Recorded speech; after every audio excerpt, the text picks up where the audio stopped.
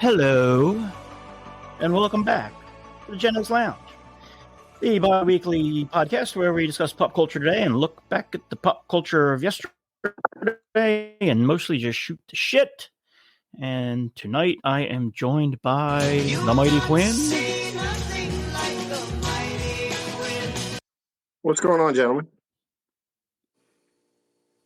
Hey. Hello. And Bolo's here.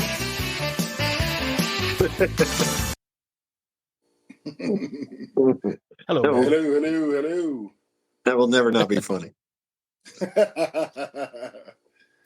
Yes. No Dutch tonight. He is at the Yankees game. And as always, fuck the Yankees.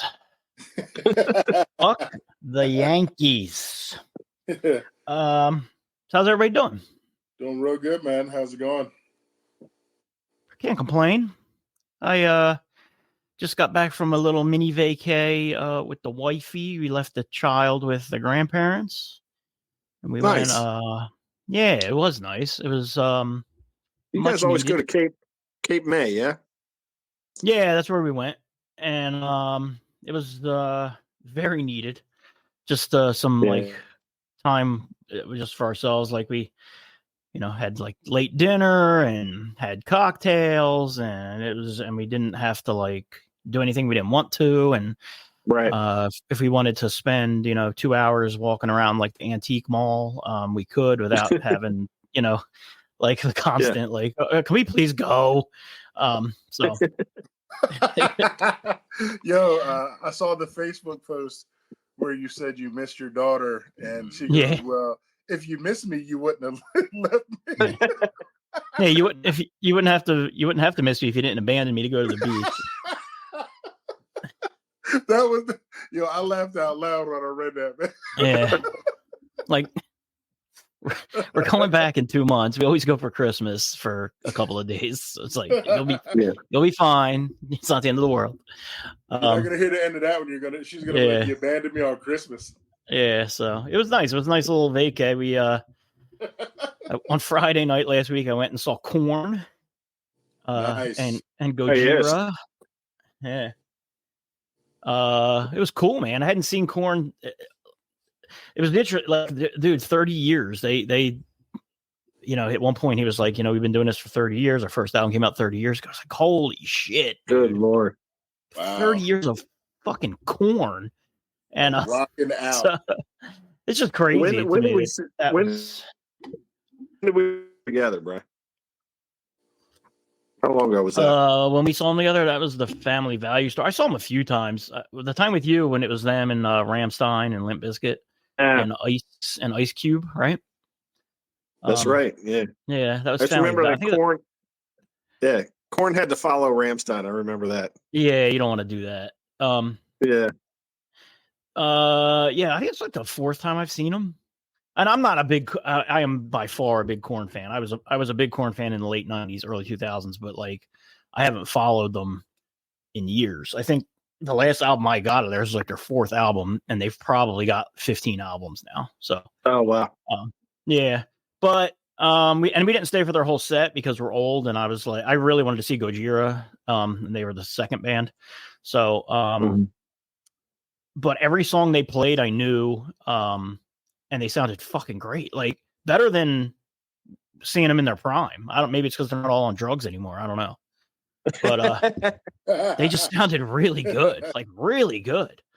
So yeah, it was cool. And then we dipped out of there with I think they had like 4 or 5 songs to go and beat traffic home. And I can't see for shit driving at night. And thankfully we had young Aaron with us, and he drove us home. Yeah.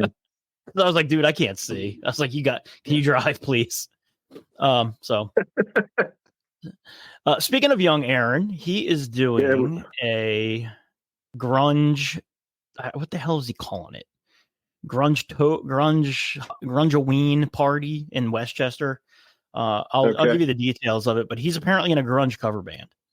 So that's my favorite thing that I've heard in a long time. Yeah, so he wants us all to come. So I was like, oh yeah, dude, I'll totally come. Yeah.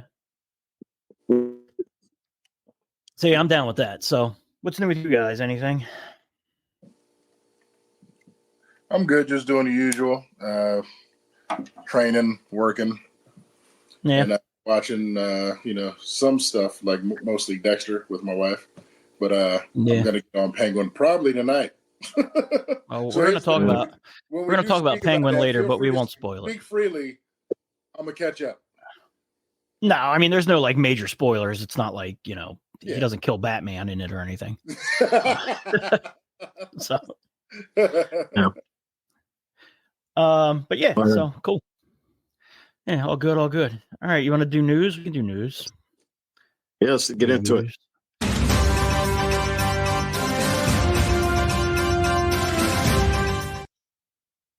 Okay, so happy birthdays. Got a couple happy birthdays. Mark Hamill turned 73 today.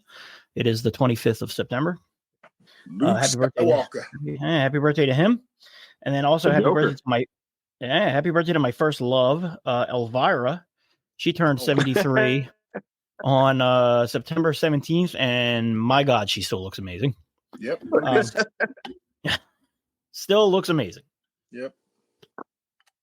She is awesome. That's fun. Yeah, she's awesome. Sorry. Did you see Hellboy? Hellboy, the Crooked Man, is not releasing in theaters in the U.S. What? No. Yep. It's going straight to video on demand on October 8th. Why? One of two things is going on. Either it's unwatchable or it's just too much. I don't understand it. It's got release dates in the UK and in Australia and in like other places. I don't understand why they wouldn't release it here. They didn't give the reasoning for that? Nope. Not in the article I read. It was just straight to video on demand. Not like streaming. Obviously you'll be able to, right. Like it's not going to be like free on Netflix. Like you're gonna have to, you'd have to pay for it, right? Yeah. You're gonna have to pay for it to watch it. But I might, because I was actually kind of looking forward to that. So if it's like $15 or something, or even if it's like a couple, but like honestly, if you guys want to come here, we'll just get a pizza and I'll just rent it. Like we can just. That's a good idea. The trailer for that looks really, really good. Surprisingly good. So I was all in. Yeah, I thought it looked good too. It's just it just seems like a smaller scale, like lower budget movie, but I mean, they don't all have to be like end all be all superhero movies. Yeah, I mean, maybe it's cheaper that way. They can make their money back easier. Yeah, I don't know, this way than releasing it in theaters. That's kind of scary for the whole industry. It's just weird. Like, I mean, even if you put it out in theaters for a week or two, yeah, you think it would make a little bit of money, better than no money. So I don't know, weird. Maybe the test screenings weren't doing well at all. Like, because they have that. You know what I mean? That's one of their measurements for releasing these films, to the public. Yeah, I guess. And if I don't know. Test well, it could be. But I feel like, I don't know. I feel like we'd have early reviews or something if that was the case, or they do reshoots or something. Super weird. Yeah. Yeah. Oh well. Man, I don't know. It's weird. And then sad news for the podcast, because as we've established, this band has no bad songs. REO Speedwagon says no more. The group announces they will stop touring effective January 1st, 2025, due to irreconcilable differences between the frontman Kevin Cronin and the bassist Bruce Hall. And I'm pretty sure there's only two remaining members of the original REO Speedwagon. But so irreconcilable differences after what, 40 years, 50 years? Yeah. Apparently the bass player had back surgery, and there's been like and there's been I guess interband drama with getting him back on the road or something. I don't know. So, but apparently whatever it is, they can't get it figured out. So I've never seen them live. Makes me sad. I saw Jane's Addiction had a reunion briefly. Yeah, and Perry Farrell punched Dave Navarro punched Dave Navarro. Or don't do drugs, kids. So what will be a longer reunion tour? The Oasis? Who will implode faster? Will it be Jane's Addiction, or will it be the Oasis reunion? Jane's Addiction. I think anybody. It's crazy. It's crazy. Yeah, the brothers aren't good. What else I got here? Oh, speaking of Over the Hill Rockers, did you see John Bon Jovi save that woman from killing herself? Yeah, that was awesome. You didn't see that? Tell me. Tell me this. Great. I guess he was filming a video. I don't know what he was doing. He was filming something on a bridge, and a woman decided she was going to jump off, and he walked slowly up to her and talked her off the ledge. Did she know who he was? I mean, probably. I mean, I feel like if you live in the United States, you know who John Bon Jovi is. Most people with under a certain age group. I feel that's like what I mean. How old is this lady? Oh, I don't know. I got the impression she was a little bit older. It wasn't like a teenager. A teenager definitely wouldn't know who he was. But I feel like anybody between 30 to 70 knows who John Bon Jovi is, right? Yeah, I guess. I just can't imagine any sort of crisis situation where just celebrity just shows up and just walks. Just happens to be there. Yeah. You're thinking about something so wholly different than that, and look up. Is that Bon Jovi? Yeah, I know. Like I'm going to end it all, and then suddenly Bon Jovi's there. John Bon Jovi, is that you? Man, he's like, take my hand. We'll make it. I swear.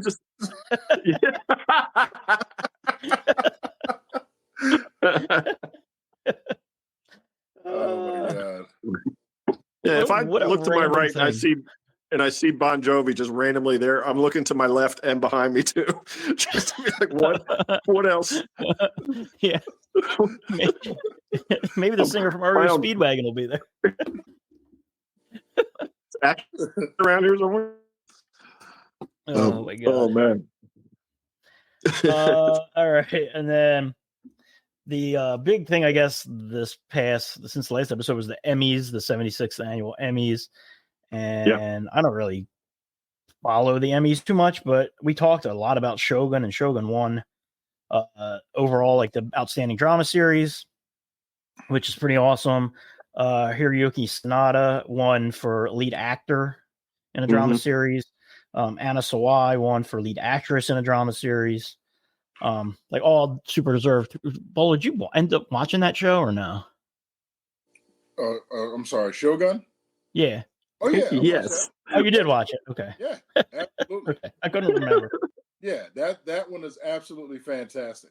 Yeah, it's a good show. Yeah, deserving of all that. I'm honestly surprised they didn't win a few more. I thought the main English character whose name escapes me now he wasn't even nominated for anything. I thought he could have won Best Supporting Actor. Yeah. He was there, though. He looked so different, but he was there. Yeah, he did look way different.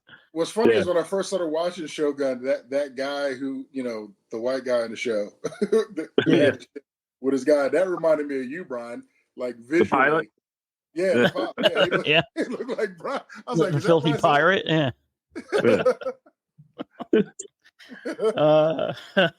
Not saying you all look alike or anything, but guy has I'm not sure how to take it because he had been at sea for 8 months and that man is and bathed or shaved or brushed his teeth.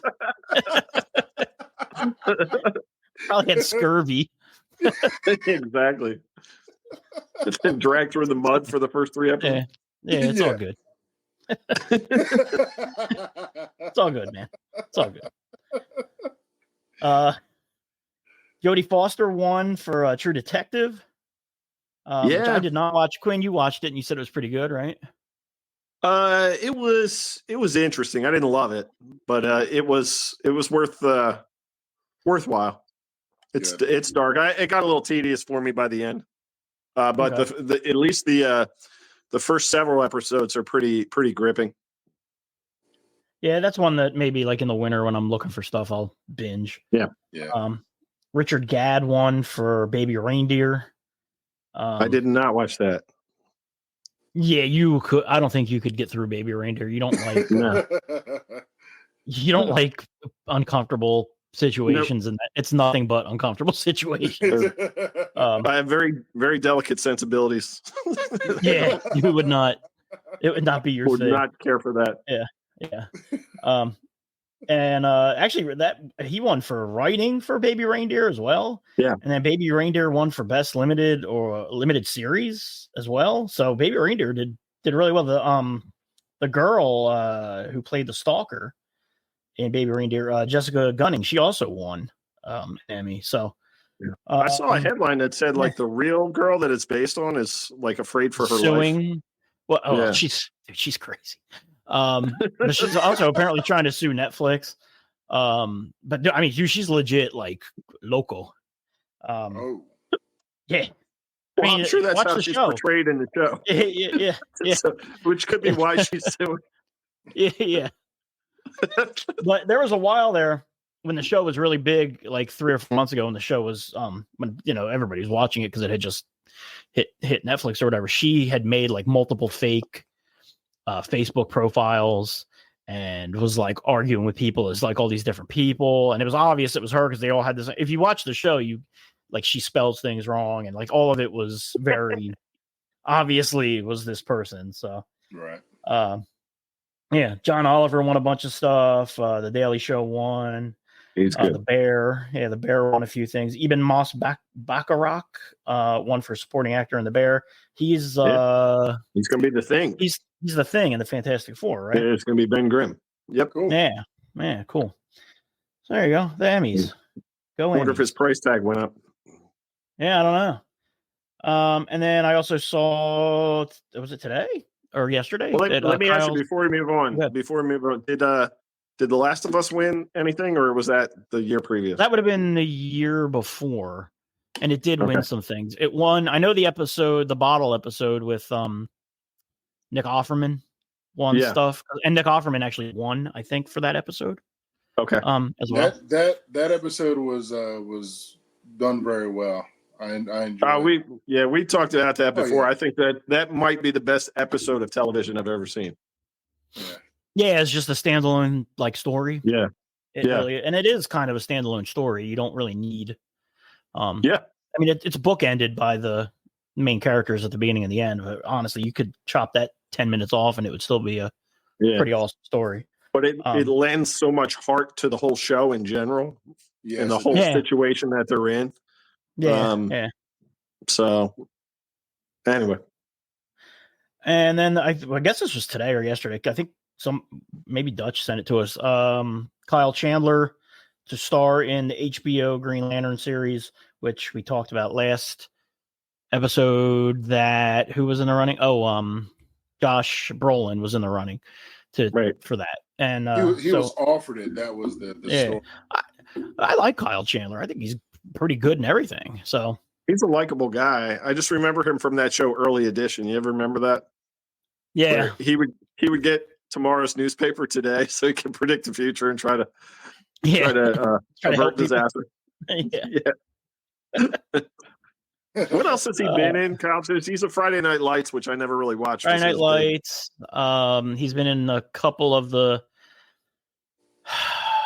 Godzilla movies. We have to ring a bell. Episodes of Mayor of Digstown with the Jeremy Renner show. Yeah. How is that show with Jeremy Renner? Is that any good? Yes, it is fantastic. Yeah. I like Jeremy. I always confuse Kyle Chandler with Ron Livingston of Office Space. They do kind of look the same. Yeah, I always confuse them. When I see Kyle Chandler, I'm like, oh, that's the guy that was in Band of Brothers. And then I'm like, wait, no, it wasn't. Sorry. Yeah, they do kind of look similar, though. Yeah. Man, speaking of Band of Brothers, I think I'm due for a rewatch of that, honestly.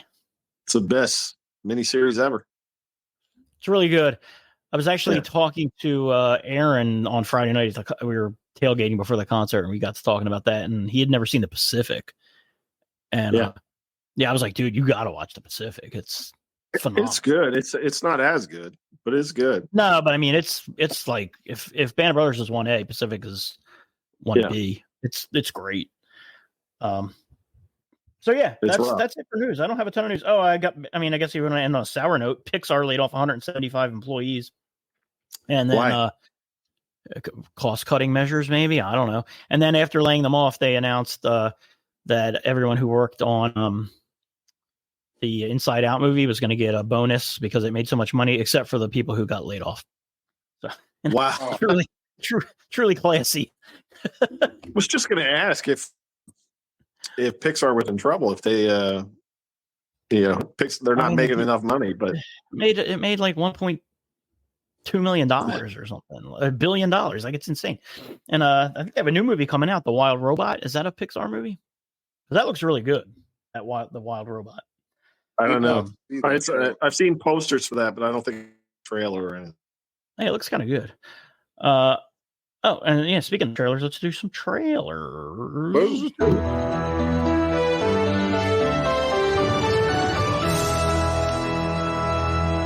Coming soon to a theater near you. I didn't have a lot of trailers. So if I missed any, let me know. But Salem's Lot has 2 trailers now. I think it looks fucking great.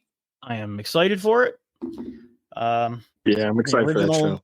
Yeah, it's a movie. It's that's what I meant. Yeah, it's the original was a show. Was it a show or was it was a made for TV movie? The original. I think it was a 2-parter. Yeah. I think it was like a 2-parter or something. Well, I was real young when that came out. I remember signing the book out at the library over the summer. Because my mom had a rule that we had to every 2 weeks we had to go to the library and sign out a book or 2 every summer. That's a good mom. And here's a question that I'll pose to you. Weren't we? I can't speak for you guys, but I think as a rule, our generation was way too young to be reading Stephen King books when we started reading Stephen King books. yeah, that's probably true. I could agree with that. But really, when we were in junior high, we were reading books that were probably not for, that age group. You know what I mean? I feel like you wouldn't ask a 7th grader to read some of the stuff that we were asked to read. I don't know. Yeah, Josie. What age did we read? What age did we read Watership Down? You know what I mean? Middle school, probably. Right. Yeah. So, because Josie's class, we had her orientation or whatever last week, and in her language arts class, they're going to read The Outsiders. And I think I was in 7th grade when I read that. Yeah. And that one's, it's not a Stephen King book, though. You know what I mean? Like, because I was in 7th grade when I read it. You know what I mean? Like, I had no business reading it in 7th grade. I remember reading. I read Cujo. During one summer in middle school. I read Salem's Lot one summer in middle school. Like, if Josie brought home, it, I'd be like, probably shouldn't read that yet. You know what I mean? Yeah. Now let me. Salem's it. I read. Go ahead. I'm sorry. I'm trying to think of the one. What's the one where they? I can't remember. Don't get the plague. Oh, The Stand. And go to Vegas. The Stand. Yeah. Stand in junior high. Christine. Geez, man. That's. Yeah, you're probably really young for that stuff. But I didn't think of that at the time. Like I think I told you guys before about my to see Witness in the theater. And when I look back at that kid, you know what I mean? It's a rated R movie. I didn't think twice. Loved it. Yeah, it was definitely it was definitely different. I remember the first Stephen King book I read was actually Carrie. And I remember I signed that out of the library. But then Salem's Lot was the one that was the first book I read. That was a scary book that I had read, and I had read some other Stephen King books prior to that. But this was the first one that literally I remember at night, laying in bed staring out my window, because that part with where the vampire kid floats up to the window is so scary in the book, and it's even scarier in the movie. And like normally books, like honestly, I can't think of another book I've read that scared me other than Salem's Lot, like as an adult or as a kid.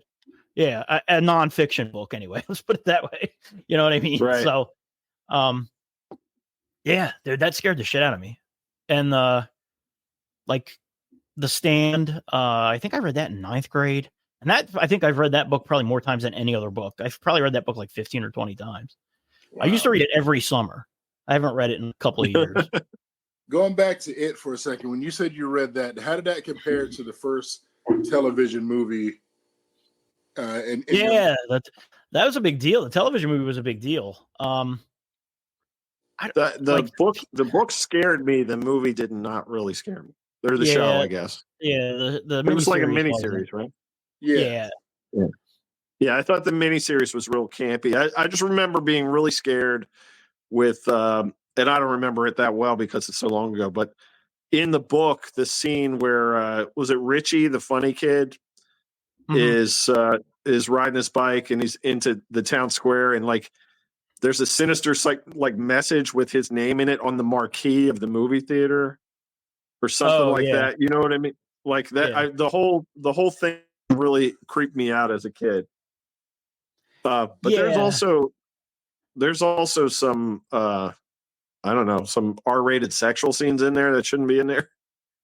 I mean, they have a gangbang in the sewer. Well, I mean there's a lot of that. Yeah, it's very strange.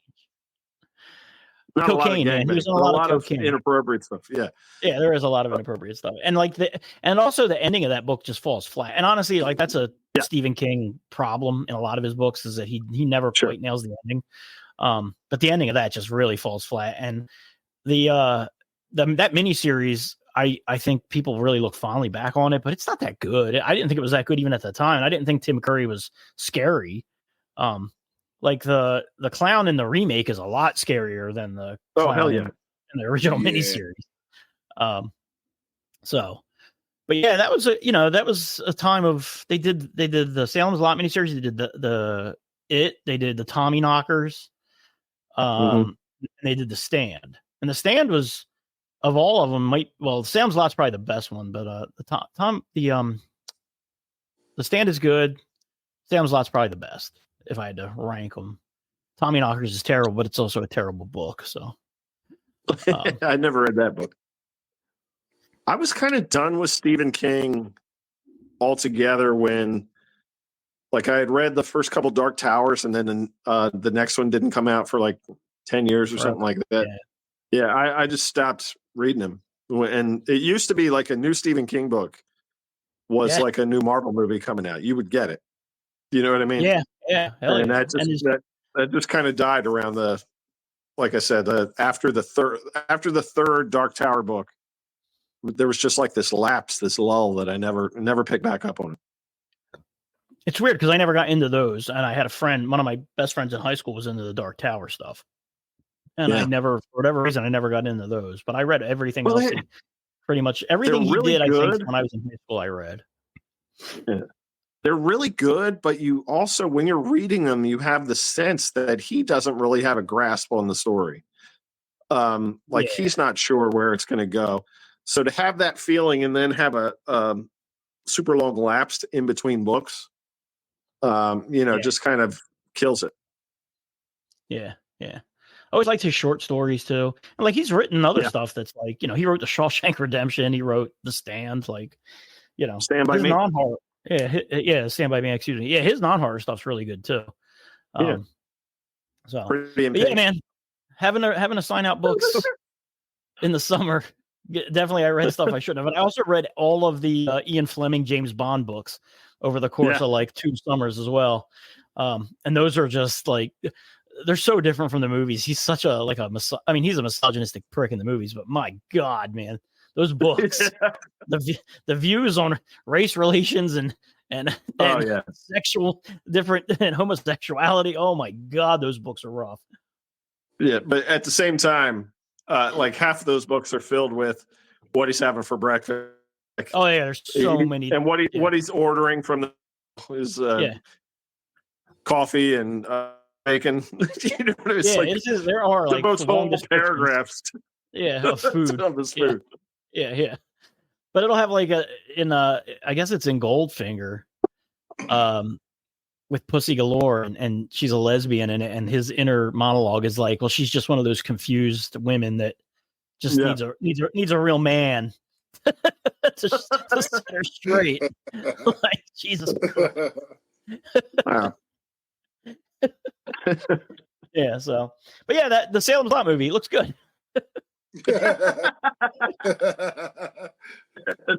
was a long tangent, but yeah. Yeah, It does. Is there a release date on that? I want to say it's October 11th or 18th, something like that. Okay. I think it's one of those days. And then Thunderbolts, we'd already seen that trailer, I think, but it was the official release. It was like the leaked Comic-Con, whatever that we all saw, I think. So Yeah. It was nice to see a real actual trailer. I'm actually super excited about that. Like, it's right up there with Fantastic Four for me. As I'm really looking forward to it. I think it looks awesome. I'm not that excited about it, but I think it's going to be good. I really love the Florence Pugh's character. Yeah, me so too. she was great. She was great in Hawkeye. She's the best part of the Black Widow movie. I think her dad is a little goofy. Love that guy though. I mean, guy. Love him. Hopper from Stranger Things. Yeah, and he was the second Hellboy before this one. Yeah, he was Hellboy in the third Hellboy movie. Yeah. I don't have any problem with the actor. It's David Harbour. Yeah. I don't have any problem with the actor. I just think the character itself is just a goofy dude. Yeah, he's just chewing scenery.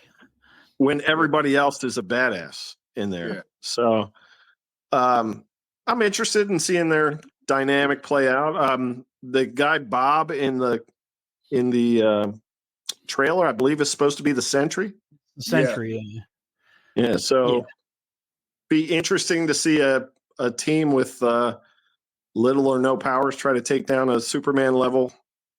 Superman level opponent. Bad guy, But that's isn't that the plot of that video game? The Suicide Squad kills the Justice League. It's kind of the same thing. I mean, isn't that the plot of the Suicide Squad? I mean, the Suicide Squad sort of exists to take out. No, I mean they just had that video game where they have to take down. I know the one. Yeah, I know the one you're talking about. Yeah. So I'm like, well, hopefully it's better than that. Yeah, I'm just looking forward to Bucky doing some cool Bucky stuff because he's. I like that they were all afraid of him. Yeah, I love that they're all like, shit, why is Bucky here? That's awesome. So yeah, I'm super looking forward to that. And then the last thing is not movie related, but it's video game related, and it's the trailer for Ghost of I can't even say it, Yotai. I think it's Yotai, which is the sequel to Ghost of Tsushima, which I guess means I at some point will have to buy a PS5. But what did you guys all watch that trailer? We did. It's I did. It's gorgeous. It is. Yeah. It's gorgeous. Yeah. But yeah, I love the original game so much. I was texting Brian about it, sending him screenshots. He just sends me random screenshots of it. They're just like, so the image comes on screen, and I'm like, I got to show this to somebody. That's, you know what I mean? Somebody that will appreciate this. Doesn't look like a video game image. It looks like some kind of like beautiful painting. Yeah, it's like AI. Hey, make me a beautiful yet badass Japanese painting. Yeah. So I'm looking forward to it. The only thing I am bummed about is that it doesn't look like it continues Jin's story. No, yeah, it's a different story. It's a different person. And my understanding is it's 300 years after.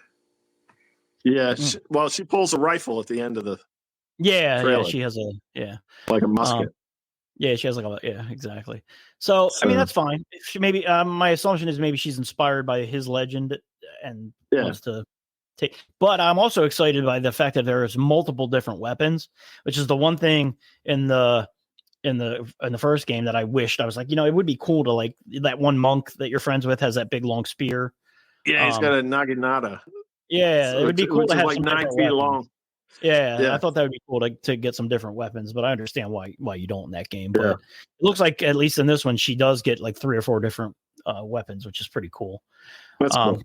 Yeah, and then worst people that online are all screaming because there's a woman as the main character. Yeah, so Ghost of Tsushima has gone woke. Won't get my money, bastards. I wonder if that online hate is just a bot by now.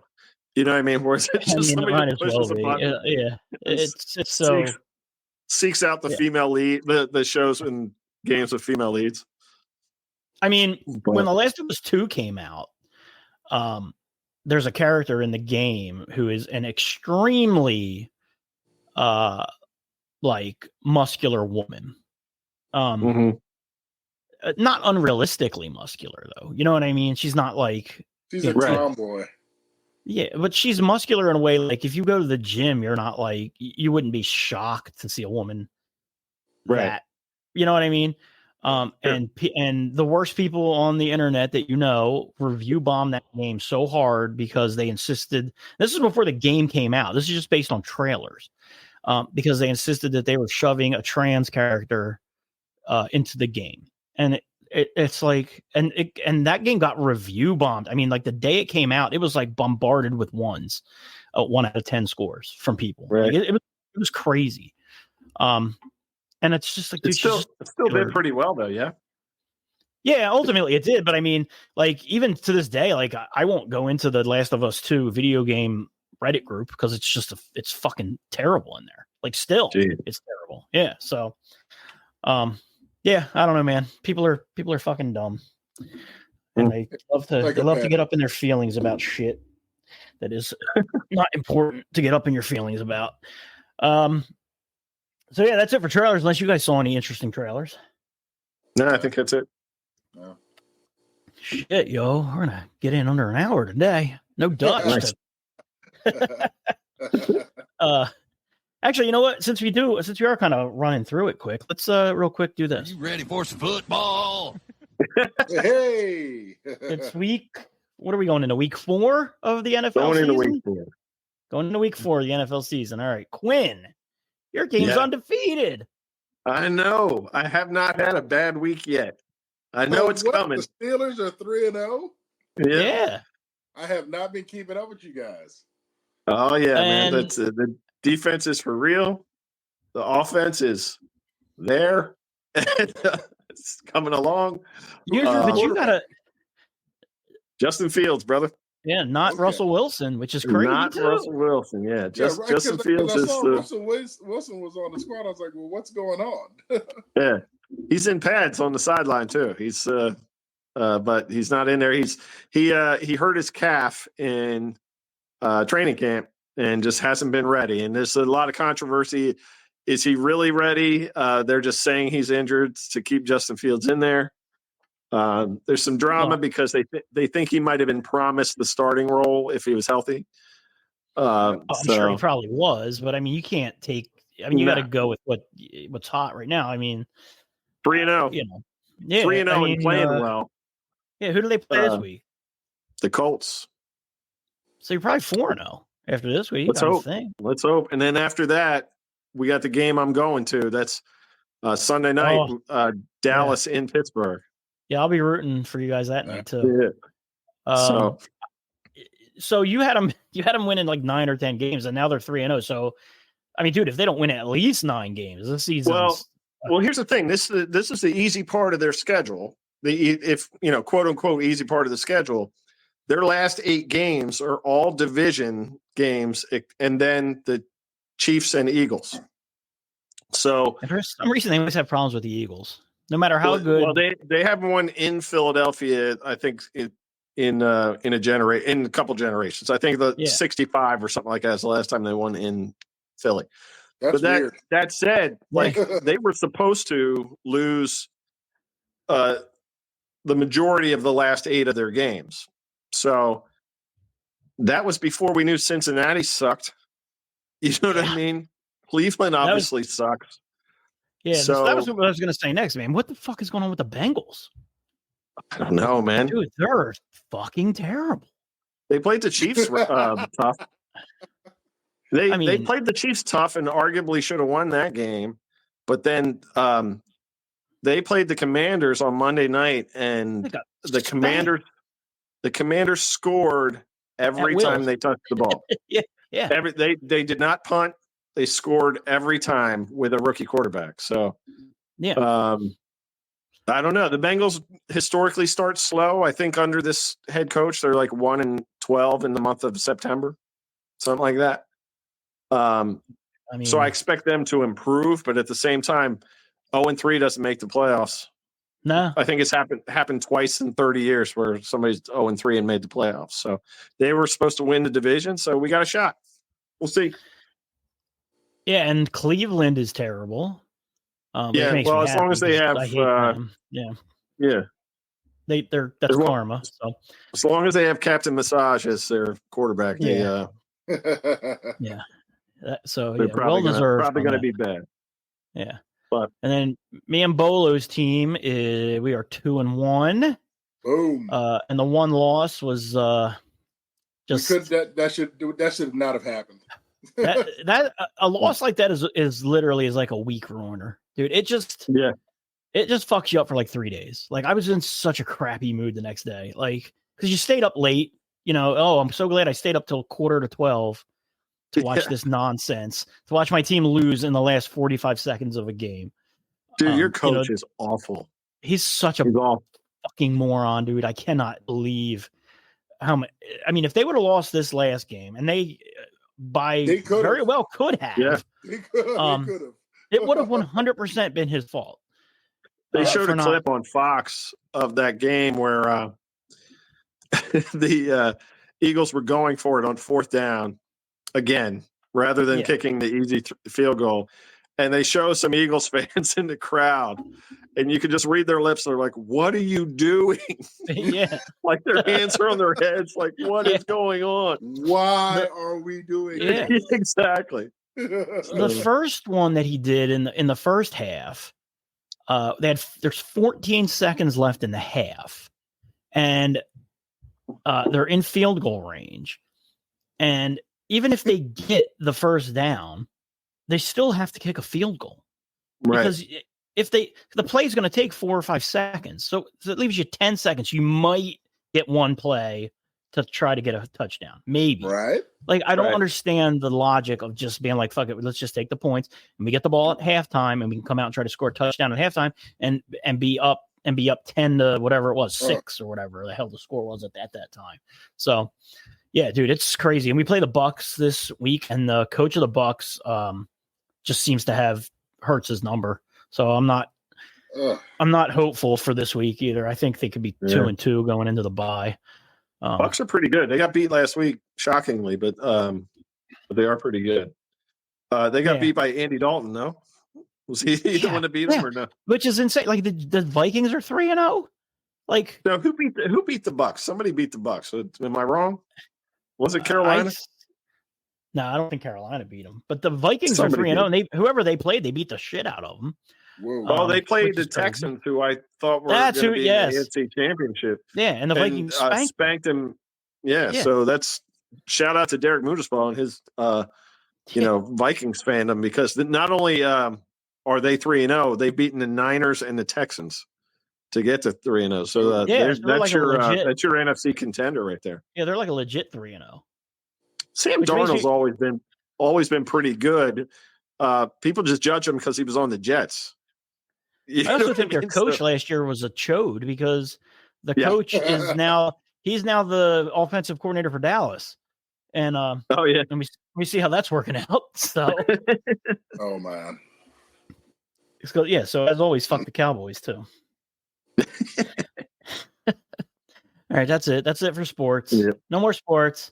Let's talk about stuff we've been watching that's non-sports related. And now, our feature presentation. All right. Bolo, you have not seen Penguin. Talk about it by all means. I will catch up. I've seen it, but I want. Is there anything that Quinn that you've seen or Bolo that you've seen that isn't Penguin before? Because we can dive into Penguin at the end. I've seen a few things. Anything other than nothing. earlier? Yeah, Yeah. nothing's jumping to mind. No, I have not yet watched Agatha all along. No, I haven't started it yet either. That makes 3 of us. Yeah, I will. I just don't know. I don't know what's holding me back. I don't know.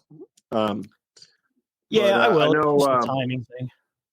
Yeah, I know the show I've been pitching on this podcast for a long time is From season 3 comes out, I think, in October. Okay. Premieres. Quinn, you spoke to me about that show a while back. Yeah, you guys, if you like the Salem's Lot movie back in the day, you got to watch From. It's really I've said before, the show it'll remind you the most of is Lost. So just imagine Lost with like a horror bent to it. Okay. Really, What's really that good. on? I think you can watch the first episode on Amazon, maybe even the first season. Okay. But you can find it. It's out there. Brian, you have Plex. It's on there too. Yeah. But it's just really, really good. The only actor that you'll recognize is, and I forget his name, the guy that was in a wheelchair in Oz. Yeah. Oh yeah. He was also And then, he was the sequel guy in The Matrix, who was the yeah. He gets horribly killed by a bear in that movie with In The Edge. The Edge. In The Edge. One of my favorite movies. Yeah. Yes. It's a good. It's a great movie. Yeah, really So good. And Brian, Anthony you might Hopkins. pick out. You might pick out one of the main guys in it is Webster from Band of Brothers, who I don't know that I've seen him between Band of Brothers and this show. yeah, I was thinking Webster as Emmanuel Lewis. Yeah, it's Webster from Webster. You recognize him from that show, Webster. I think his name was Webster. Yeah, he plays the other guy's Mini-Me. But no, it's really, really suspenseful. It's intriguing. It's shocking at times. It can be brutal. But just overall, it's just really, really creepy, which I like. So, cool. But yeah, that comes out. I haven't watched it. I have not yet watched The Old Man with Jeff Bridges. That's new as well. I love the first season of that. Okay. I liked the first season a lot, and then I don't know. I felt like it really lost me near the end. To the point where I'm like, I'll wait to hear your thoughts on season 2 before I dive down. Yeah, I'm gonna pick that back up. Jeff Bridges is great in season 1. John Lithgow is fantastic in season 1. Yeah. So I'm looking forward to that. But really, I haven't been watching a lot lately. But I plan to. I have some time off for work, so I'll get caught up on some of the stuff. Yeah, nice. So I watched a few things. I finished The Gentleman, the miniseries or the series. Great show. On Netflix? Yeah, on Netflix. It's really good. Loved it. Loved it. Yeah. It's loosely based on the movie. I was gonna say, is it a sequel to the movie or is it? No, it's very loosely based on it. Would you think it's a prequel? I mean, yeah, maybe it is a prequel. Because it doesn't seem like he's not that Matthew McConaughey stature yet. Yeah, I don't know if it's going to get to that point or if they basically took the general premise of the movie and sort of are making it into a show. It's really, really, really, really good, and lots of familiar faces from Snatch. Okay, are in it. So yeah, that's good. I also watched the 2-part miniseries on HBO on David Chase, who created The Sopranos, called Wise Guy, which is really good. And then I watched that movie Civil War, not Marvel's Captain America Civil War, but the Jesse Plemons and Kirsten Dunst. And who are married, by the way, are they not? I think they're so who are married, yeah. And Wagner Moura, I think is how you say his name. He played He's in Narcos. The first couple seasons of Narcos, he plays the guy, the asshole guy from Narcos, who's the real life guy whose name is completely lost from my brain. But I never watched Narcos, but you're talking about Pablo Escobar? Pablo Escobar, yes. He plays Pablo Escobar. Okay.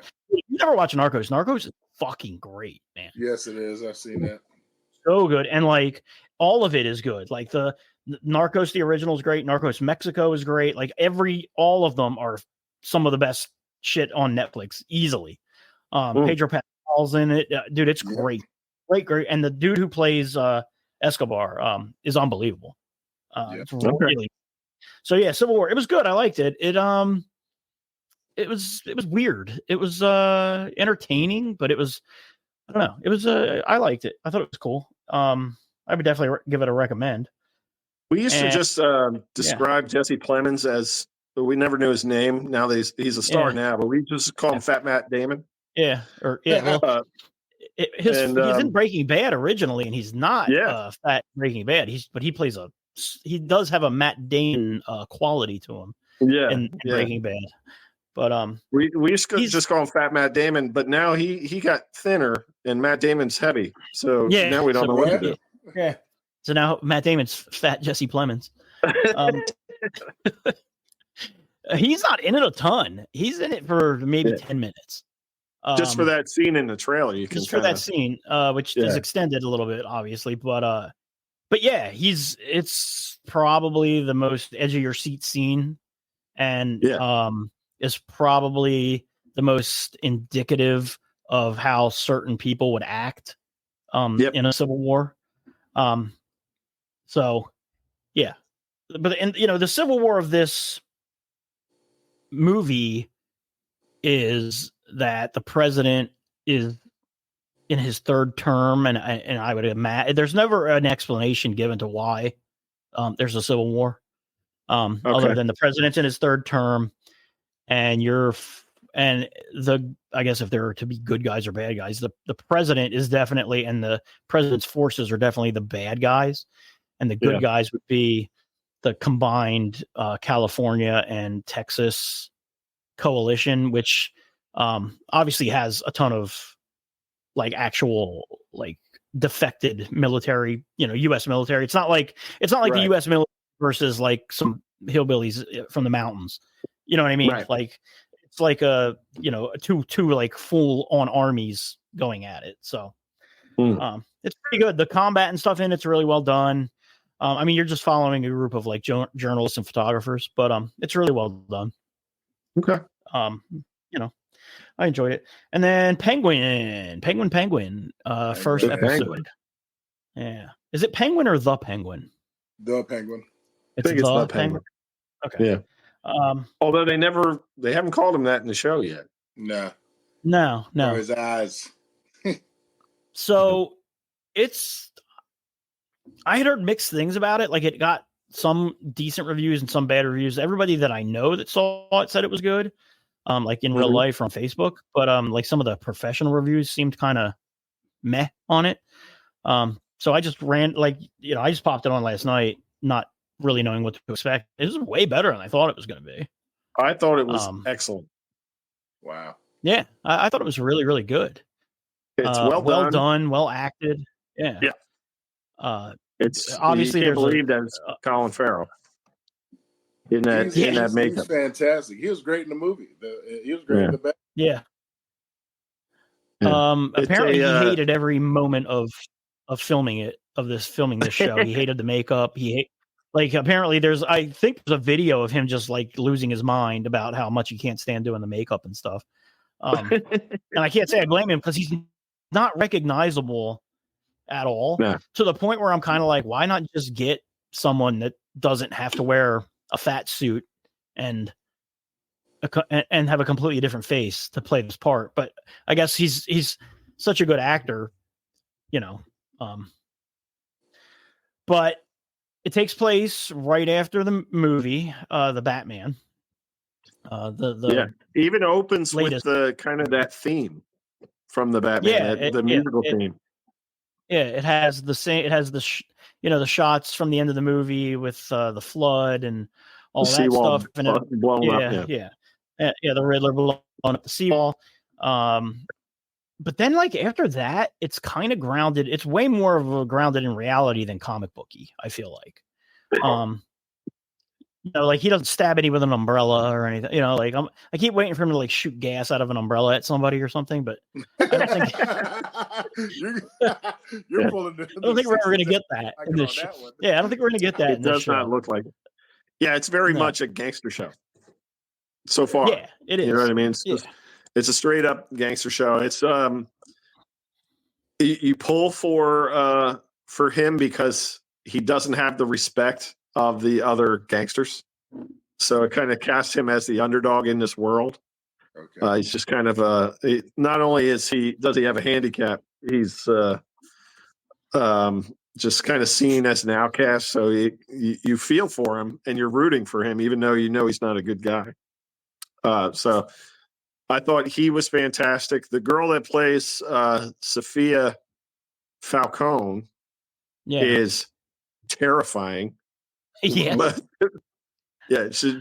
just at the same time riveting. Like, as soon as she's on screen, you are invested in the show, in that character. But just by her presence, she's very, very scary. Wow. Yeah, it's good. I like I said, I didn't expect it to be as well done as it is, and like, obviously there's, like, they put some serious money behind it. It's not like, none of it looks. Yeah, it looks really good. It's like, it's just well done. I'm looking forward to it. It's movie quality. You know what I mean? Yeah, and I mean, I guess it's advancing. It's really well made. Yeah, and I'm assuming, and I don't know if they do another Batman movie, if this is going to advance the Penguin in the movie universe to the point where by the end of the series, is he going to be is he going to be like the Kingpin of Gotham? I mean, obviously that's what it's building towards. Like, he's obviously got the plan in his mind of what he wants to do. So, right. But everybody's good in it. The acting is really good in it. Yeah. The music is good. There's a half decent car. Like, it's just well done. I'm pretty happy with it. Yeah. No mention of Batman other than the first 5 minutes. Yeah, the kid's really good. The kid's really good, but he's too much of a baby face for that character, I think. You know what I mean? Yeah. Like, I don't know. He looks like a model instead of, somebody that was boosting cars in the beginning of the thing. The show. Yeah. But I find that distracting because he looks like a puppy dog through half the movie, or half the show, when he's supposed to be this tough kid from the streets. Right. So, but other than that, like, I don't have any gripes. I like the whole show. I was into it. I was looking forward to the next one, even though they said it comes out on Sundays. On Sunday, I was like, oh, new Penguin, but it wasn't there. So, yeah, I don't know the reason for the hiatus. Yeah, it's weird. I fully expected there to be a second episode when I finished it. So, but yeah, it's good. Definitely good. Bolo, when we're done tonight, at some point between now and the next episode, get caught up, because I'm not going to fall. I have no intentions of falling behind on this one. This is one that I'll watch as it comes. I'll be caught up and stay caught up after this. I assure you, gentlemen. Yeah. I don't think you have to know or be a fan of Batman to like this show. Yeah, you know what I mean? Really, no, I'm all in because of Colin Farrell. Yeah, it doesn't really the superhero at all. Other casual mention in the beginning. Yeah, the very beginning kind of sets up the premise. Yeah, I'm into the character-driven piece of the Penguin on his rise up to through the ranks in terms of trying to be a somebody, because even at the end of the Batman film, he was kind of mocked, you know what I mean, as if he was, like a nothing, you know what I mean. So I want to see him rise and get his comeuppance, so to speak. So and also, again, Colin Farrell is brilliant in a role. That going back to the scene in the Batman where it's the Penguin after the Batmobile chase, and it's him, Gordon, and Batman. And they're, going back and forth. That scene is a large part of why I like that movie. outside. He's great in it. He's so good. He's so good. But what is he not great in? I mean, we were talking about The Gentleman earlier. Remember Colin Farrell in The Gentleman movie? Oh, he's the so good. best part of that movie. Yeah. Yeah, he's really good in it. He's the boxing coach. Yeah. Yeah. Fantastic. Yeah, he's great in that. He's great in Bruges. In Bruges, he is fantastic. Awesome. In Bruges, he's fantastic, dude. What was the one that he won? Show? No, that's a movie. Oh, Bruges. Bruges. In Bruges, it's a movie. Bruges. Yeah. He's great in what did he win the Oscar for?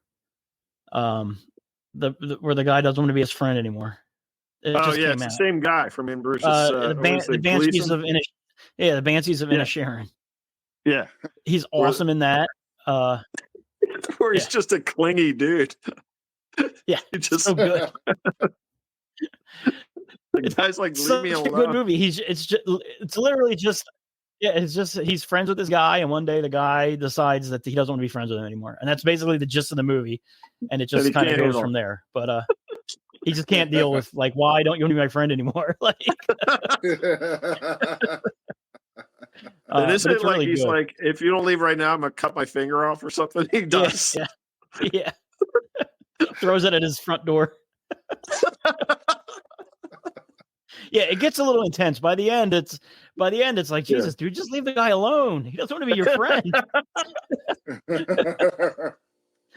Colin Farrell's great in everything. Yeah, he is. It's good. So that's a high recommend for me for sure. It's really good. If I could recommend a show, I may have mentioned it before. He does a show on Apple TV called Sugar. So check that out. Colin Farrell. It's kind Colin of Farrell does? Yeah, it's kind of like just to give a little premise, he's kind of like a private detective, and he's trying to find somebody. So it's okay. It takes off from there. So it has it has like a 50s kind of noir vibe, but it's still in our present day, so to speak. Yeah. One of my favorite Colin Farrell things is when he was doing True Detective season 2, I guess, with Vince Vaughn. Yeah. He and Vince Vaughn were on the Jimmy Fallon show where they do like true confessions or something, and you had to say one thing about you that's fake and then one thing about you that's real, and the other two had to guess whether you were lying or not. And Colin Farrell tells a story about himself being the suspect in a murder investigation that was never solved, and it turns out that was true. Holy shit. And you can find this on YouTube. Just look up their names and then True Confessions. Okay. But the next night, Vince Vaughn is on Jimmy Fallon show by himself. And he's like, do you understand what happened on your show last night? Like, he was a suspect in a murder investigation that was never solved. It's really, really funny. Oh, my God. Nice. All right, let's do it. Back in the day. Back in the day. September, back in the days. There's quite a few back in the day things in September. Oh, yeah. Yeah. September 13th, 1969. Scooby-Doo, Where Are You? Makes its premiere. It ran for 69. Holy shit. All right. It ran for 2 seasons till October 31st, 1970, and then it's been in syndication forever. It's probably still on somewhere in syndication, I'm sure. But yeah, it's 1969. I mean, it's funny Only to me 2 seasons. Only 2 seasons. How many freaking episodes were in each season? I think the first season had like 20 something, but then there was a different, after that went off the other end, there was the Scooby-Doo mysteries, and there's been like a bunch of different ones. Because then they did the Scooby-Doo where they would have guest stars, because like sometimes they have the Globetrotters. That was not Batman. That wasn't Scooby-Doo, Where Are You? That was just Scooby-Doo, Where Are You is the one with the original OG theme song, and the it had the ghost with the diving helmet and all that, which was like a staple of sick days. Yeah. You know what I mean? Scooby-Doo. Phil Donahue, Scooby-Doo, Price is Right. Price is Right. Yeah, right. Solid. That was a solid lineup. The Munsters would be on. That's right. Hogan's Heroes. I went through a phase where I was just completely obsessed with Hogan's Heroes. Like just loved it because I loved World War II history, and I also thought that show was really funny. And looking back on it now, I'm like, man, what a weird concept for a fucking show. Like, like a sitcom set in a prisoner camp during World War II. Like, it's so strange. Yeah, it is. But yeah, there was a couple of summers where I wouldn't miss Hogan's Heroes in the morning. Like I wouldn't start my day until I had watched the back-to-back episodes of Hogan's Heroes. You can imagine the pitch for that in Hollywood was like funny Nazis. We're gonna have funny Nazis. Yeah. Imagine Nazis, but funny. And the funny thing is, all of the Nazis, or the main Nazis, are all played by Jewish actors, and they were like integral to getting the show on TV because they were like, "Yeah, we should absolutely do it. Yeah, we should absolutely do it and make them look like buffoons." You know what I mean? Like Colonel Klink, obviously the main Jewish or the main Nazi character on the show is Jewish, and he was like all about it. He was like, "Yeah, dude, let's do it." It's yeah, and then Colonel Hogan in real life was brutally murdered by someone he was making amateur porn with, apparently. Okay. Got beat to death with a camera tripod, and his murder has never been solved. So yeah, that's your Scooby-Doo. So back to Scooby-Doo. Where was Colin Farrell that day? Yeah, that was the murder. Colin Farrell was probably would have been like 12 probably then. That was Bob Crane. Crane. I feel like there was. I get that confused with like the Gong Show guy. What's his name? Who was like a CIA agent? He's a CIA agent. Yeah. There's a movie about both of them. There's a movie about the Gong Show guy. I think that's why I get confused because there's a movie about both of them. Like in it, maybe, or Sam Worthington. Sam Rockwell, I think Sam Rockwell is who I'm thinking of. Yeah. He's in that, and then the Bob Crane movie has Greg Kinnear in it. Okay. And I forget what that one's called, but that one's obviously dark. Because he gets beat to death with a tripod. While making tons and tons and tons of amateur porn. Because apparently he had a serious problem. Yeah. So more back in the day, September 18th, 1983. I don't know if any of you remember this. I remember it. Kiss holds a press conference where they show their faces without makeup for the first time on MTV. I remember that. And I remember people being like, they should put their makeup back on. But I remember that happened. Yeah. September 15th, 1984, The Muppet Babies premiered. Based on the dream sequence of Kid Muppets and The Muppets Take Manhattan, which was also released in 1984. It ran on CBS Saturday mornings from from the 15th of September 84 until November the 2nd, 1991. And it won 7 daytime Emmy Awards. Yeah. It's a long run for a cartoon. Right. Yeah, I like that cartoon too as a kid, especially in like 4th and 5th grade. I was super. They like dressed up like Star Wars and stuff sometimes. Yeah, they did like Indiana Jones stuff, and yeah. And they would also do the thing where they would use like real photographs as backgrounds and animate on top of them and stuff like that, which was always cool too. I always dug that cartoon on Saturday mornings. That was a pretty solid Saturday morning entertainment. There you go. Yeah. Also in 1984, in September 17th, 1984, the greatest cartoon of all time premiered. Transformers. Premiered, September 17th, 1984. I remember that very distinctly. I remember being super excited, and for some reason, I remember it out here premiering on a Sunday morning, and I don't know why. Before it went to daytime after school. It was never a Saturday morning cartoon. Out here, I don't think that I remember. But I do remember, like, once that was all we talked about at school for like 3 weeks after that cartoon dropped. Wow. I remember it being after school. I don't remember it in the morning at all. Yeah, well, you probably were in the same service area as me or close.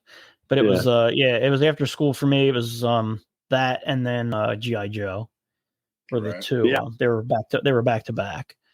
I would have to wait for my my sister to finish General Hospital before I could watch G.I. Joe and Transformers. Yeah, it was like from 3 to 4 was General Hospital, and then I had to watch everything. You missed out on the good 3 o'clock to 4 o'clock cartoons. Then they had like I missed out on what was it, Mask and Thundercats.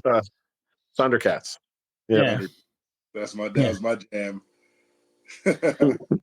Thundercats. Yeah, Thundercats is awesome. Yeah, I love that show.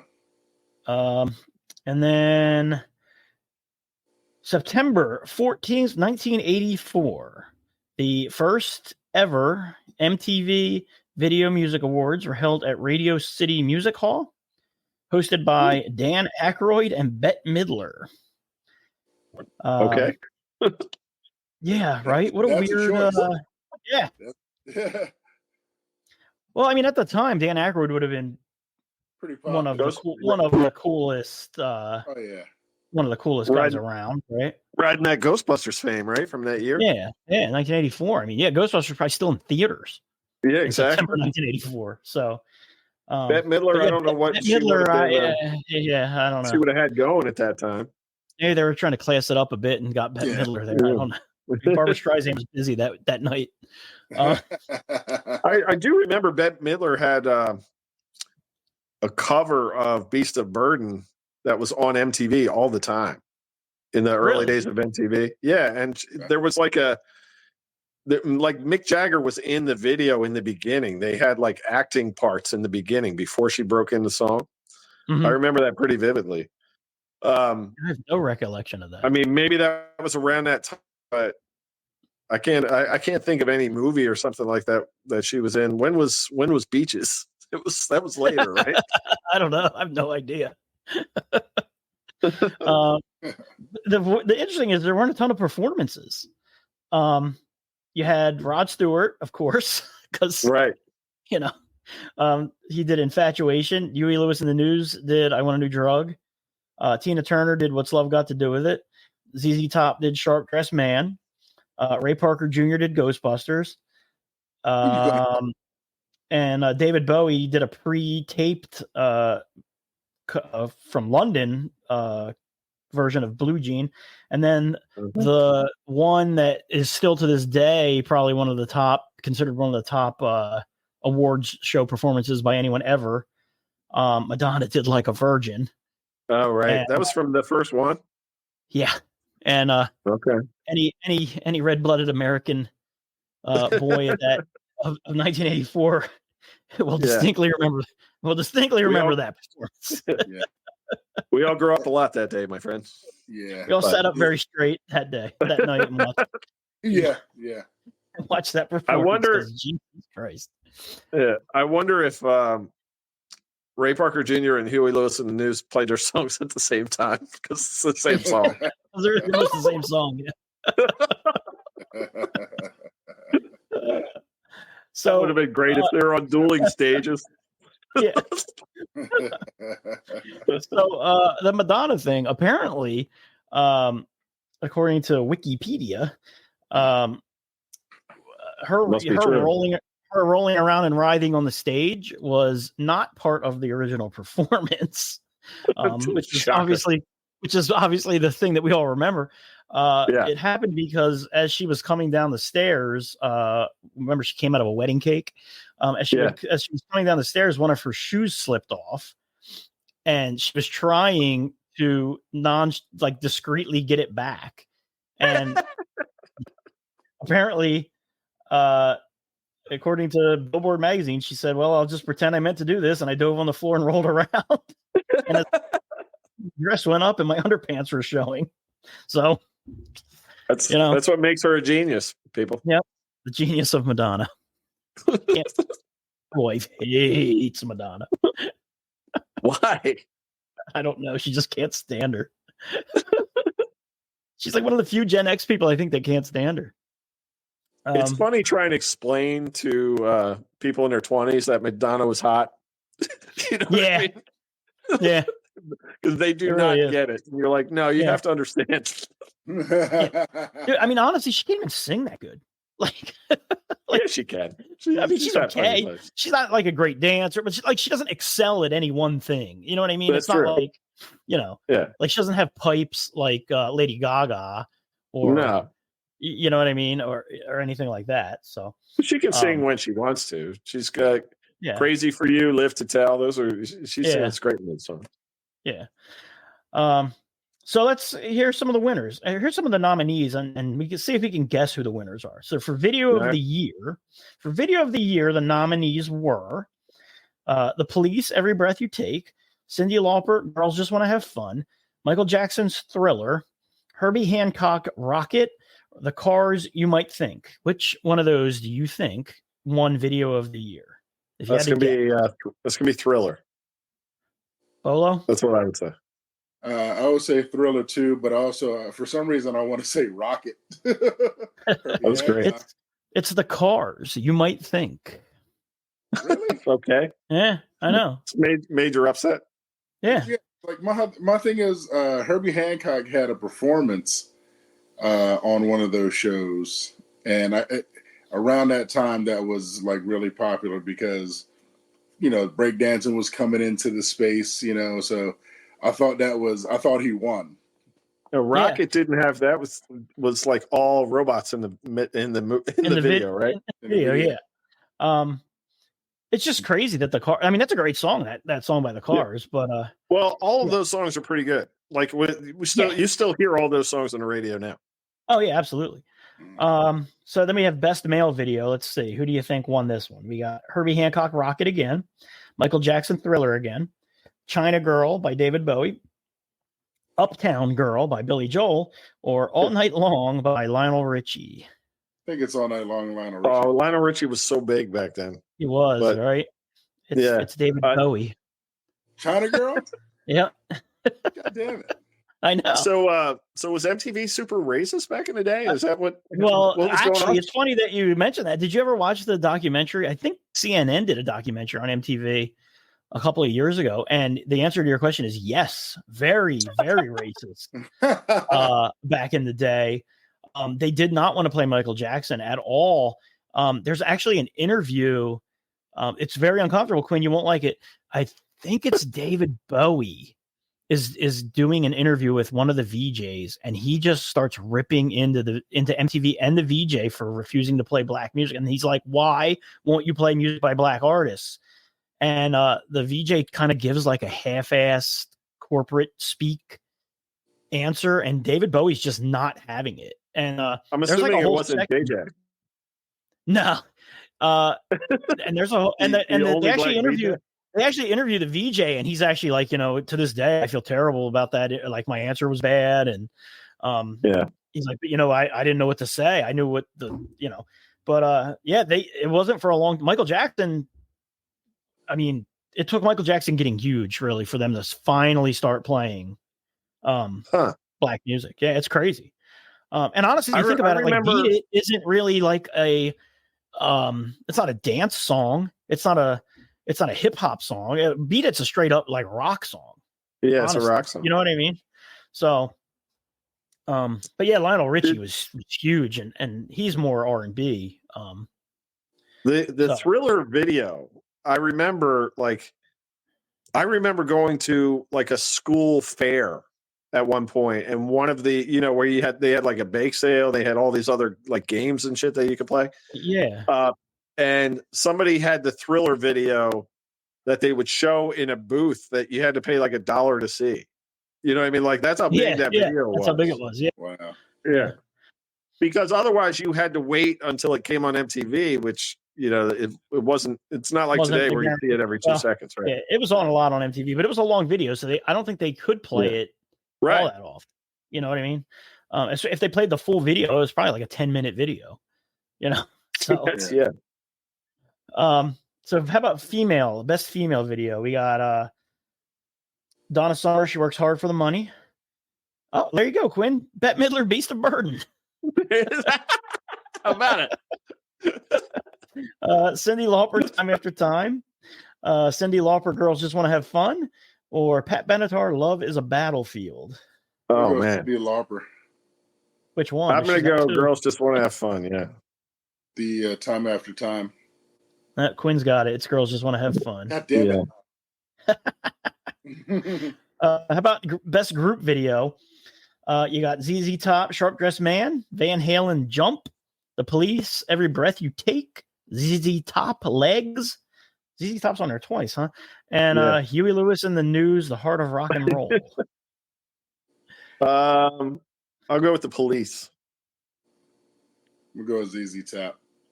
Which one? They're on there Which one? twice. Sharp Dressed Man or Legs? No, Legs. Yeah, Legs is the one. Oh, nice. Yeah, I'm surprised it's not Van Halen Jump in 1984. Me too. Though. Right? Because that was really popular. Yeah. That was all over the radio. Yeah, but that was probably too heavy for them at the time. Yeah. You Well, know what I let's mean? see. Some other winners. Best concept video was Rocket by Herbie Hancock. Yeah. Which is interesting. That was the first video, I think, where the artist doesn't appear. Like he's on a TV screen in the background, but he's not in the video. Not in it. Which in the was video, a novel thing at the time. Yeah. Best new artist, Eurythmics, Sweet Dreams won that one. Oh yeah. Oh, nice. Yeah. Most experimental video was also Rocket again. Yeah. Best stage performance in a video was Van Halen Jump. Beating out the Reflex, flex. I had that 45 record. The best overall performance was Thriller.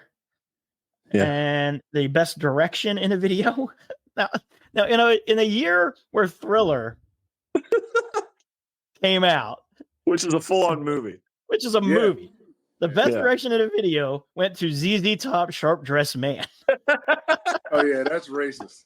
Thriller's not even nominated. That's crazy.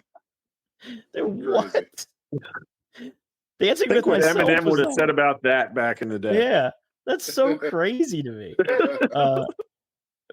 Best choreography, Thriller. All right, you gotta give him that. Yeah. Damn, Rocket was blowing it up. Best special effects was Rocket. Yeah, man. Best editing was Rocket. Best art direction was Rocket. Jesus, I'm gonna have to go back and rewatch this video when we're done. You don't remember it? That's nuts. I do vaguely remember it. Yeah. It's crazy. dated now, but at the time it was pretty out there. Yes. That's pretty nuts. The Beatles, David Bowie, and Richard Lester won Video Vanguard Awards, and a special recognition award was given to Quincy Jones. Okay. So that is the 1984, the first ever MTV Video Awards. And I remember, man, those were that was appointment television for a long time. Watching those.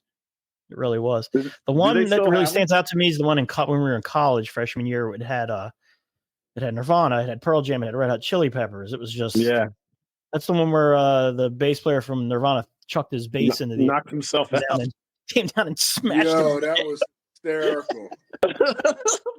That was great. Yeah. I always like the movie awards better than the VMAs.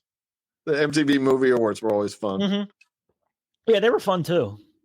Yeah. I mean, I just remember that year they had Shatner sing all the nominees for best song. Yeah. So he had to do.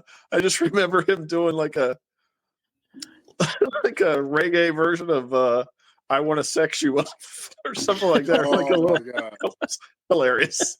Oh man.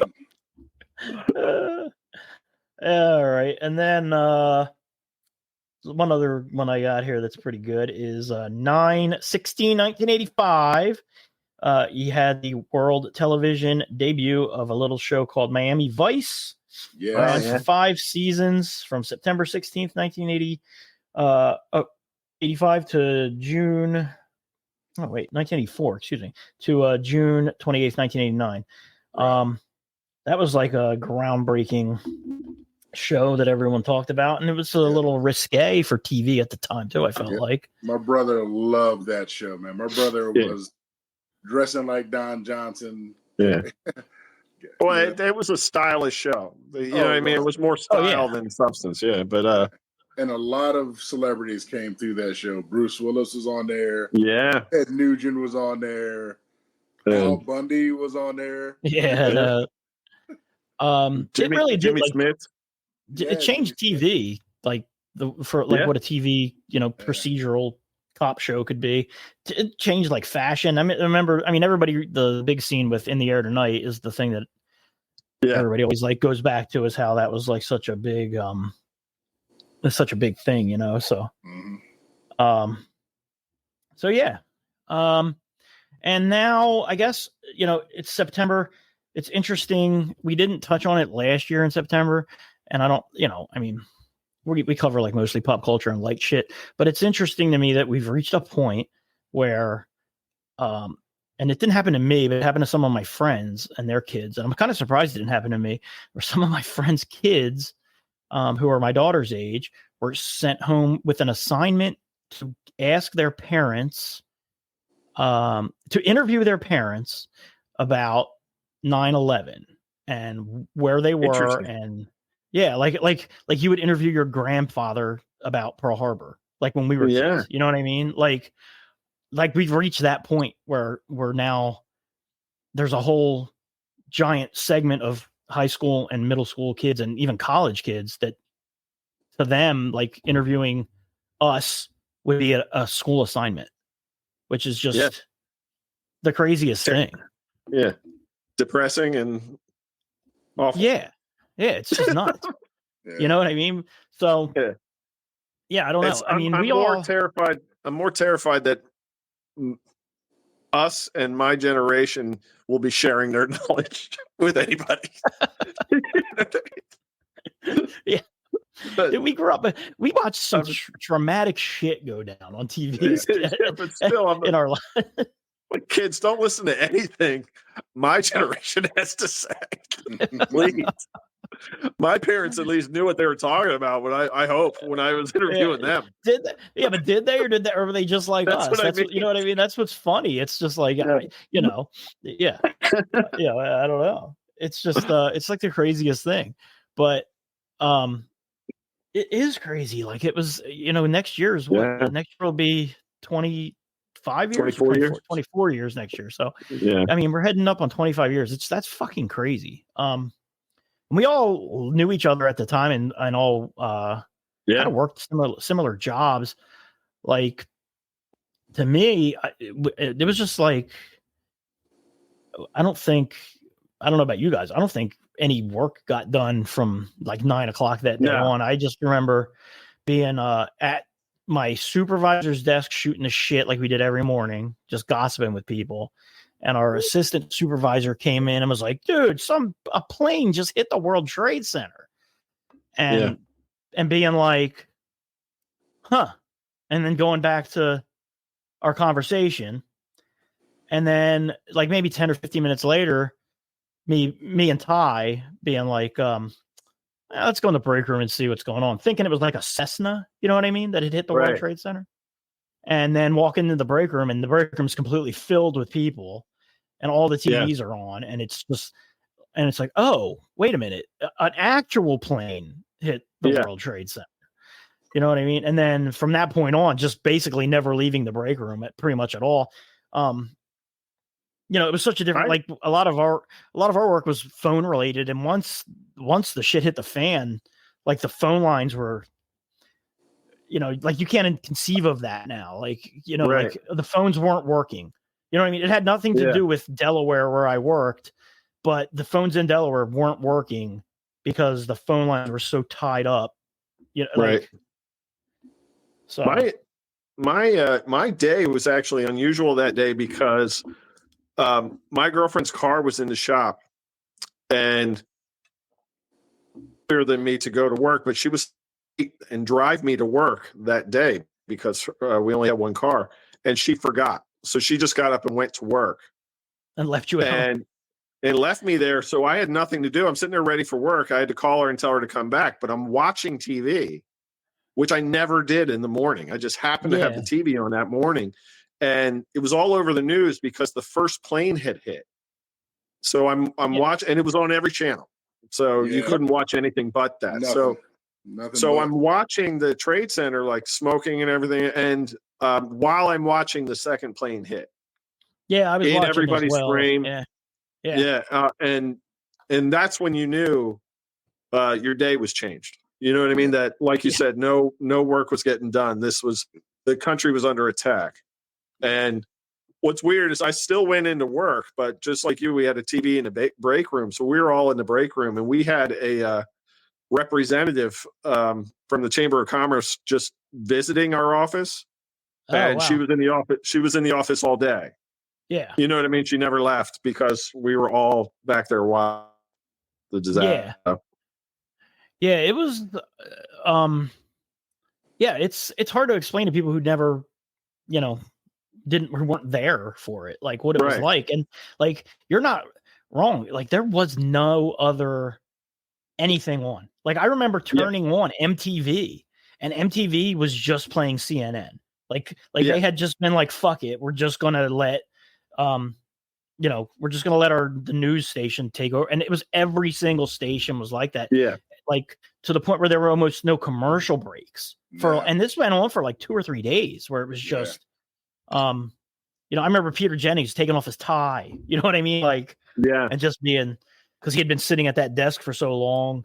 Well, remember, you couldn't fly anywhere in the country for 2 weeks after that. Not that I would have wanted to. But. Well, I mean, there was just I remember I went to not to bring it back to football, but I had tickets to what would have been week 2 of the NFL season in Pittsburgh. Yeah. And it was the opening of Heinz Field. Week 1 was supposed to be the opening of Heinz Field in Pittsburgh. But you remember the NFL games, they week 1 was it canceled. By a week. Yeah. Yep. Right. So I actually wound up going to the first game at Heinz Field. I have a terrible towel for the inaugural game for a game that never happened. Never happened. Wow. Yeah. But I was in we were in the stands, and they had just let planes back in the air. So the stadium's not far from the Pittsburgh airport. A passenger airplane flew overhead, and you could hear a pin drop in the stadium. Yeah. It was creepy as shit. Yeah. And everybody felt uneasy. Yeah. I remember driving to Philly to see a concert. It was like maybe a month later. And that bridge going into Philly where you can always see the planes coming and going, and just being on that bridge, being like, I fucking hate this. Like, I don't want to be on this bridge with these planes. Like, no, the plane that flew over stadium was like, it was in slow motion. You know what I mean? And the whole crowd is just, but that was, I don't know if you remember that weekend, Brian, but that football weekend, but at halftime of all the games, that's when they had Bush's speech where he said, we're going to, maybe that was he announced the invasion of Iraq or something at that point. Yeah, I do remember that. I'm sorry. Yep. I'm sorry. The Iraq one was later. Yeah, that was later.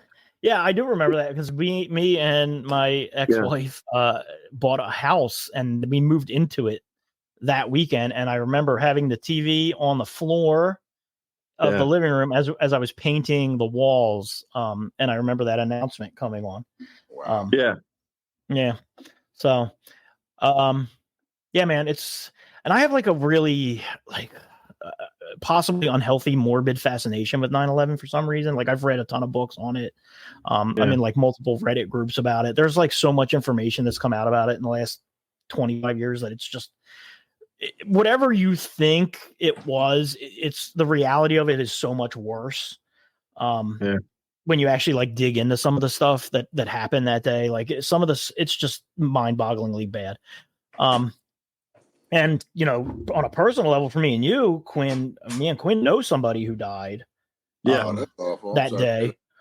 FT, Frank Thomas Aquino. I don't want to fuck up his last name, but FT, we knew him as he lived on our floor freshman year of college, and then he lived in the smaller dorm the second year. He worked at Cantor Fitzgerald, and they lost 658 of their 960 employees that day, and he was one of them.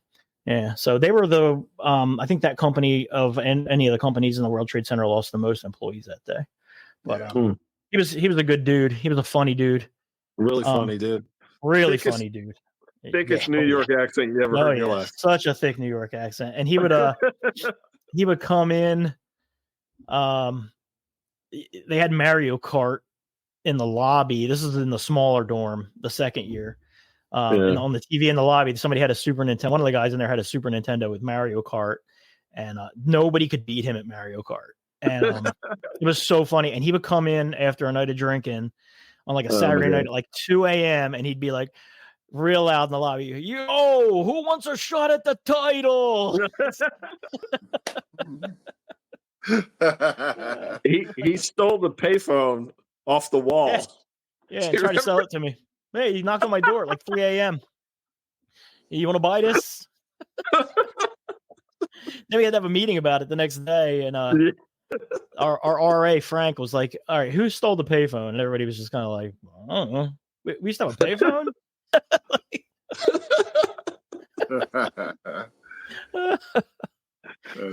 He was like, "Frank, I got it in my room."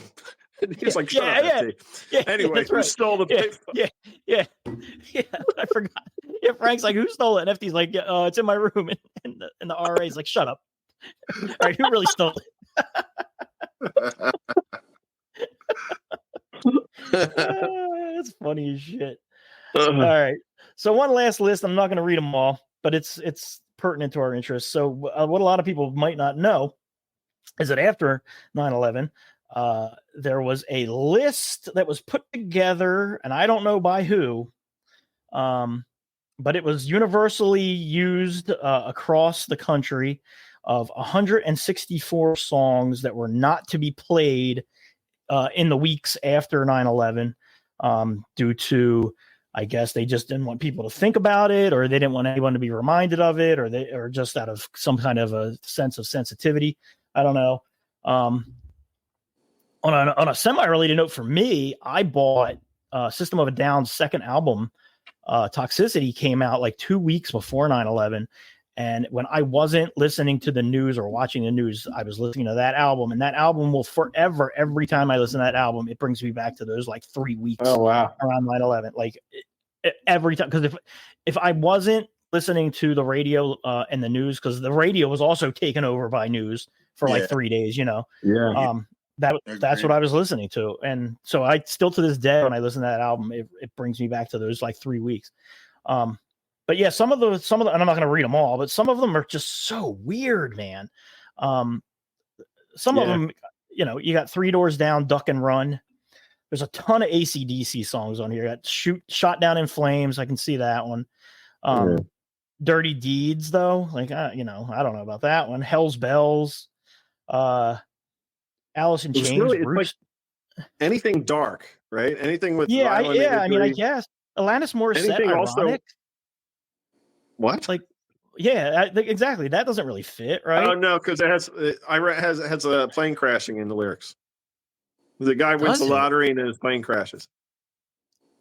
Right? That's ironic. Yeah, you might be right. Yeah, is that ironic? Yeah, I think so. Or just tragic? Isn't it tragic? No, I don't know that it's actually ironic. Don't you think? A lot of those just seem to be coincidental. Alanis, I mean, you have different definitions of the word ironic. Exactly. But Bangles, Walk Like an Egyptian. I mean, because they were from the Mideast. Yeah, exactly. It's all racist. Beastie Boys. Americans don't know geography. Yeah. How are we? Yeah, you can expect the average American to know the difference between Afghanistan and Egypt. Wow. Beastie Boys, Sure Shot. Beastie Boys, Sabotage. Yeah. The Beatles, A Day in the Life. Lucy in the Sky, Tick to Ride. That's a anything travel related was nothing travel related, I guess. But I Guns think N' on that Roses list, Brian, because you had sent us that list earlier, and I looked at it a couple weeks ago. I think Imagine is on there by John Lennon. Yes, John Lennon's Imagine is on there. Like American Pie, I guess I can see that. The day the music died, yeah, I guess. Yeah. Benny and the Jets by Elton John. Leaving on the jet plane. Yeah, that's probably on there. Yeah. Hey Joe by Jimi Hendrix. This one I think is weird. New York by Frank Sinatra. Because I feel like that's a triumphant song, like celebrating New York, right? Yeah. That's not a I don't know. That one to me seems kind of weird. Hey Joe by Jimi Hendrix. That's weird. I don't know. Yeah, that one's weird, right? Where are you going with that gun in your hand? Yeah. Limp Bizkit Break Stuff. Of course. They probably wanted to ban that anyway. Yeah. Metallica Enter Sandman, Metallica Fade to Black. What's Nails, hurting me is how many of these songs were out in 1991. Or no, I'm sorry, 2001. 2001, yeah. You know what I mean? Ouch. That is true. Peter, Paul, and Mary, Blowing in the Wind. Leaving on a Jet Plane. There it is. Peter, Paul, and Mary. Yeah. Phil Collins, In the Air Tonight. Of course. Yeah. Queen, another one, Bites the Dust. That one seems weird. So this is actually a lie because it says 164 songs, right? I've gotten to number 127. Number 127 just says all Rage Against the Machine songs. which would considerably up their number of songs that they're not allowed to play. Somebody just looked at their whole library and counted them. I was like, no, we're not. None of these. None. Not a single. Soundgarden, Black Hole Sun. Yeah. Stone Temple Pilots, Dead and Bloated. System of a Down, Chop Suey. That song so distinctly of all the songs on that album reminds me of that time period. So it was really like nothing violent, nothing aggressive, nothing angry. No, I mean, they're not gonna play, It's just I guess anything that would put you in the mind of what happened, I guess. They just didn't played. Yeah. So it's just weird. What, shiny happy people and that forever, right? It's just weird, yeah. But so there's a chance, really there's a chance when you're our age, Bolo, your grandson in the next couple of years could be like, I need you to tell me about 9/11 because where were I'm you? I'm doing a report on it for school. It's like, where were you? I remember being at Chase. I was working in the graphics center. I had probably just Zoe was born. Zoe wasn't born yet because that's 2001. So I was at work. Mary might have been pregnant. No, I could. Zoe was possibly a thought at this point, but you know what I mean? I remember that day specifically. I'm at work, and then all of a sudden, I see people listening to a radio. You know what I mean? There's people at this cube all huddled up, and they're like, a plane hit the World Trade Center. I was just like, what? I mean? It sounds so weird, because I remember years prior to that there was a car bomb in the garage. In there, yeah. So I was just thinking, it's just another one of those type incidences, right? You know what I mean? And then it you get more information as the day goes, and then they sent us home. You know what I mean? Did they really? Yeah. Oh wow. Yeah. And it was weird. It was just like being outside and looking up in the sky, and it was just like the terror from the sky. It's just like it was just so weird. It was It was an unnerving day. It was the time before everybody was carrying a camera with them. Yeah. You know what I mean? Yeah. There were more cameras available then than there would have been like 5 years prior, though. Like people did carry small digital cameras and stuff at the time. Yeah. But it's not like now where you would have 10,000 videos. It would have been live streamed, from it would have been such a different thing. Do you remember So- they pulled the Spider-Man trailer? Yeah, Yep, because it had the World Trade Center in it. Yeah. The helicopter. Yeah, I have a movie poster of that movie that's just his face, and it has the reflection of the trade centers in his eye. Yeah. Yeah. Yep. I remember that too. But the trailer, for those of you that don't remember, was bank robbery. It was a bank robbery, a teaser, right? A bank robbery where the bank robbers get away in a helicopter, and then the helicopter gets stuck in a web, and when it pans out, the web's in between the trade centers. The Trade Center. So- Yep.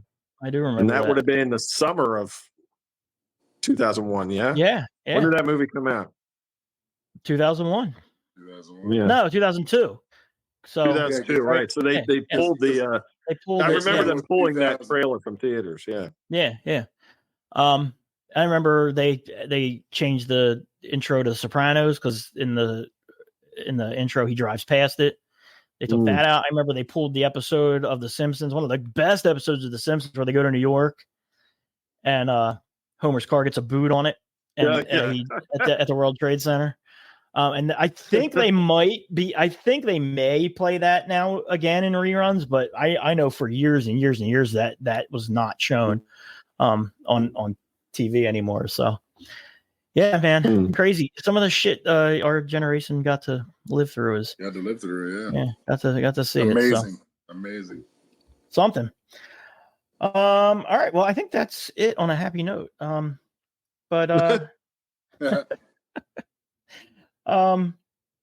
So yeah, thanks everybody for listening. Please tell your friends to listen. That's how we get new listeners. Give us a 5-star review on whatever podcast app you use. I think we're done unless you guys have anything you want to add out there. Nothing for you. All right, cool. Well, thanks again for listening. You can send us an email at thegenxlounge@gmail.com. You can also just shoot us a text message through our podcast page. And if you do that, that would be cool. And I think then we really actually are done now. I think. Get your hand off my penis! Yep. We're done. We had only one mention of the giant lizard and no Only mention one of that, Duchess. No, and we didn't even say the S word never came up today. But he did see the documentary. And I do really want to get his feeling on that. I think Krista Reed. Yeah, I think he said it was really good. So.